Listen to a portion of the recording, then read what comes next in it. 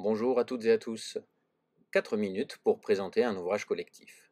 Il s'intitule La diversité évangélique. Il est paru aux éditions Excelsis en 2003. Ce livre de 144 pages présente certains aspects de la diversité du protestantisme évangélique et s'appuie sur une approche elle-même diversifiée, avec de l'histoire, de la sociologie, de l'anthropologie et l'approche civilisationniste. Outre celui qui a dirigé l'ouvrage, les auteurs Laurent Amiot-Suchet, Pierre-Yves Kirchléger, Franck Labarbe, Christopher Sinclair et Daniel Zimmerlin présentent des enquêtes sur l'armée du salut, les églises baptistes, le pentecôtisme, autant de palettes du protestantisme dans sa tendance évangélique. C'est le premier volume d'une nouvelle collection aux éditions Excelsis, intitulée Collection d'études sur le protestantisme évangélique.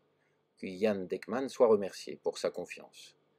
L'objectif est de mieux connaître les mondes évangéliques grâce à l'éclairage des sciences sociales, sur la base d'une historiographie en plein essor. L'ouvrage permet notamment de revenir sur les 3 notions suivantes. D'abord, naturellement, les églises évangéliques, qui relèvent du modèle de l'association de convertis, avec un accent sur l'orthodoxie et l'orthopraxie. Et 2 grandes variantes, l'une plutôt axée sur la piété biblique, l'autre plutôt axée sur la présentification du Saint-Esprit. Seconde notion que l'on retrouve, c'est celle du protestantisme, marquée par un rôle second de l'institution au profit d'un christianisme qui défend la relation première entre les fidèles et le texte clé, la Bible. Troisième notion retrouvée dans l'ouvrage, la fameuse sissiparité protestante, source de diversité évangélique. Comme l'institution n'est pas sacrée, on peut la contester, on peut la quitter, on peut aussi en créer d'autres. Christianisme de conversion, multiforme et plutôt militant, le protestantisme évangélique se décline dans cet ouvrage au travers des enquêtes suivantes. D'abord, une analyse comparée de Laurent Amiot-Suchet, anthropologue du pentecôtisme, sur les formes d'irruption du sacré.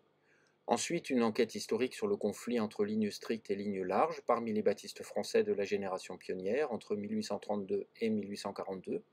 Troisième coup de projecteur, celui de l'historien Pierre-Yves Kirchléger sur l'irruption de l'armée du salut en France, qui a suscité de fortes réactions, y compris parmi les protestants déjà bien installés. 3 communautés montpelliéraines de milieux pentecôtisants sont ensuite étudiées sous l'angle socio-anthropologique par Franck Labarbe. Christopher Sinclair et Daniel Zimmerlin ferment le banc avec respectivement une étude sur les interactions entre anglicanisme, évangélisme, école et médias, et le rôle de la musique dans le protestantisme évangélique américain des années 1970 à 1990.